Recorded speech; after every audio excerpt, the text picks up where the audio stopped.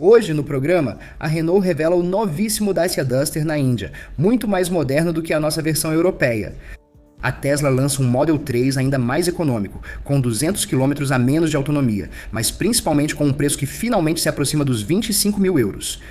Bertone apresenta um carro com um V6 superalimentado, câmbio manual e faróis retráteis. E finalmente o governo começa a recuar um pouco sobre o imposto ecológico.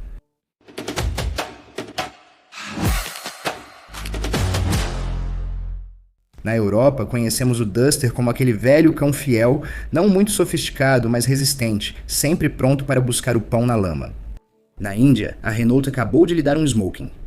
De fato, a Renault acaba de revelar um Duster totalmente novo, destinado exclusivamente ao mercado indiano. Lá, o Duster passa diretamente para sua terceira geração. Enquanto o nosso Dacia europeu terá que esperar até um facelift em 2027 para esperar por algumas migalhas desse banquete.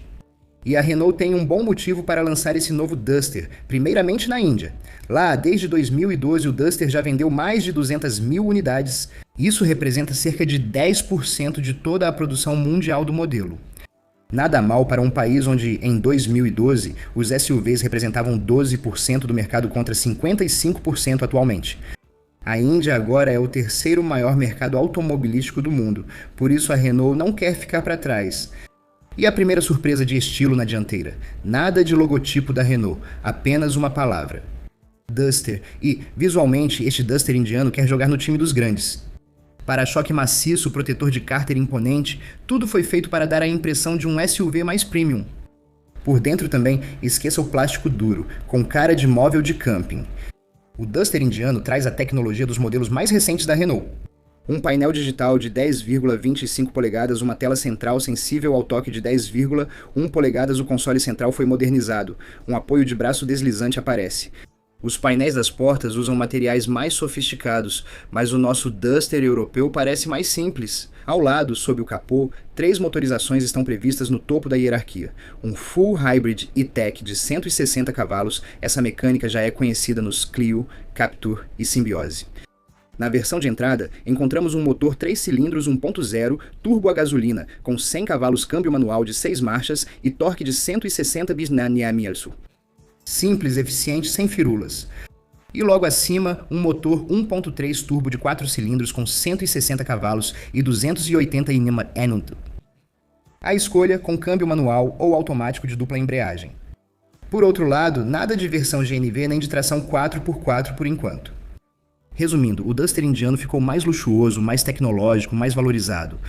E se tudo correr bem, parte dessa evolução pode atravessar os oceanos e chegar até nós em 2027. Esperando, é claro, que os preços não disparem nesse processo. Depois, há algumas semanas, Tesla lançou sua versão de entrada da Model 3 com a versão Standard. Ela está atualmente disponível na França por 33.400 euros, o que é praticamente o mesmo preço de um Renault 5 bem equipado. Ou seja, é difícil bater a Tesla, se excluirmos a personalidade muito polêmica de Musk, mas a Tesla pode surpreender ainda mais. Porque eles acabam de revelar na Coreia do Sul um Model 3 ainda mais básico, fabricado na China. Obviamente, ela foi pensada para uma única coisa: baixar os preços. Preço de catálogo em torno de 25 mil dólares antes de qualquer ajuda do governo, mas obviamente por esse valor há alguns sacrifícios. Primeiro, a autonomia. O Model 3 Standard permite 583 km WLTP nesse novo Model 3 que por enquanto não tem nome de versão, então vamos chamá-lo de Model 3 realmente muito barato. A autonomia cai para 382 km. O cálculo é simples, 200 km a menos. O desempenho também sofre um pequeno impacto, de 0 a 100 km por hora em 6,2 segundos, em vez de 5,2 segundos e 201 km por hora de velocidade máxima. Exceto por uma bateria menor, este Model 3 realmente barato traz os mesmos equipamentos do Model 3 padrão europeu, com uma única exceção. Os bancos dianteiros agora têm ajuste manual e seguem aquecidos, mas perderam a ventilação. O interior mantém apenas o revestimento em tecido preto. A falta de iluminação ambiente e de tela para os passageiros traseiros. Mas agora vamos fechar os olhos por 2 segundos e imaginar que esse modelo chega à França, à Coreia, cerca de 25 mil dólares no preço de catálogo.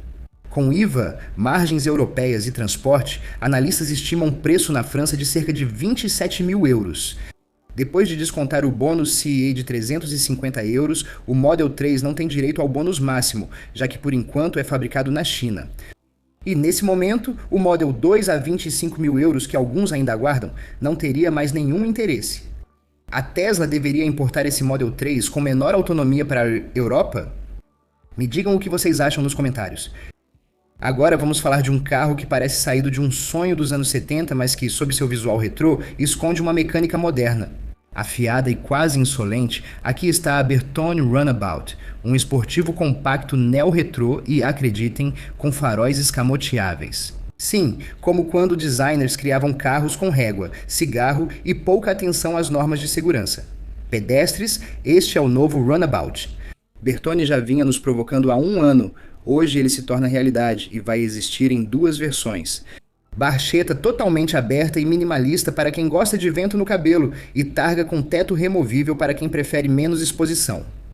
O design presta homenagem a um conceito mítico de 1969, assinado por Marcello Gandini. Na época, ele era baseado em um Fiat e hoje subimos para uma categoria superior.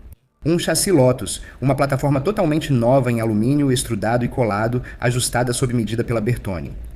Some a isso uma carroceria em fibra de carbono e você tem um peso pluma de 1.057 kW. Tudo isso em 3,99 metros de comprimento e apenas 1,11 metro de altura. Na traseira, o carro é mais largo que na frente, parecendo um velocista prestes a saltar.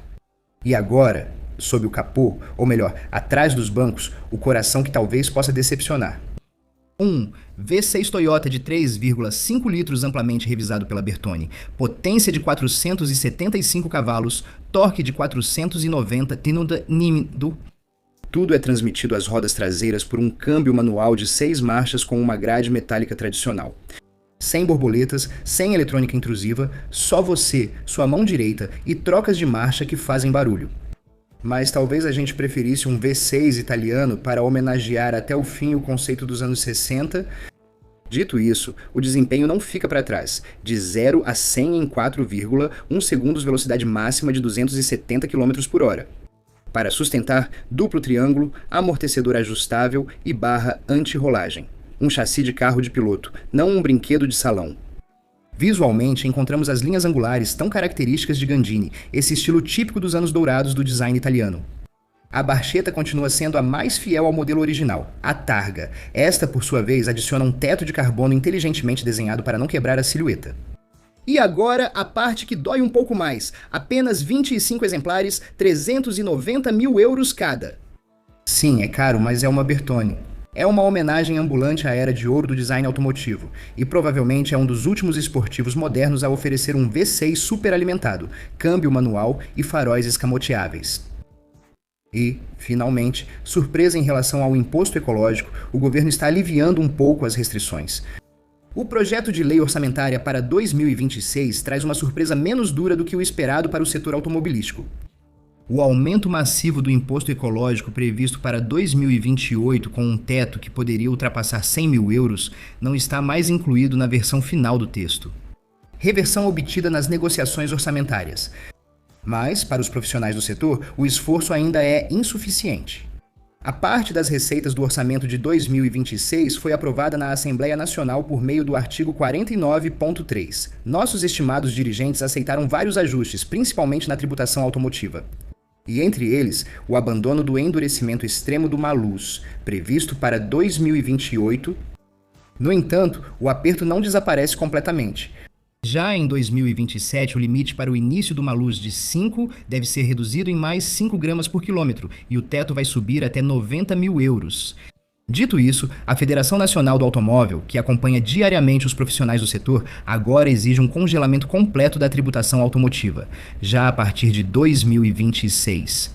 Com a manutenção das tabelas atuais, que, entre nós, já são suficientemente altas para a FNA. Aumentar impostos torna a compra de veículos mais novos cada vez mais inacessível para muitas famílias. Seu secretário-geral, Aliou Sow, alerta para o risco de uma grave crise automobilística na França. Se nenhuma pausa fiscal for concedida, a contestação é ainda mais forte em relação ao imposto sobre o peso dos veículos. A FNA critica um dispositivo que considera tipicamente francês, desconectado dos usos reais e das restrições técnicas impostas pelos resíduos. de sécurité ou encore l'hybridation. Selon elle, ce malus pénalise des modèles largement plébiscités par les acheteurs et crée une redondance fiscale, le poids entrant déjà indirectement dans le calcul des émissions de... Fed pede, portanto, a eliminação pura e simples desse imposto, ou, no mínimo, sua suspensão enquanto se aguarda uma reformulação global da tributação automotiva. Pedido com poucas chances de ser atendido. A tabela do imposto pelo peso ficou mais rígida desde 1º de janeiro, com cobrança a partir de 1,5. Apenas a extensão desse imposto para certos veículos elétricos, a partir de 1º de julho, teria sido provisoriamente descartada nas decisões orçamentárias. Então, é preciso revisar completamente o sistema de imposto na França?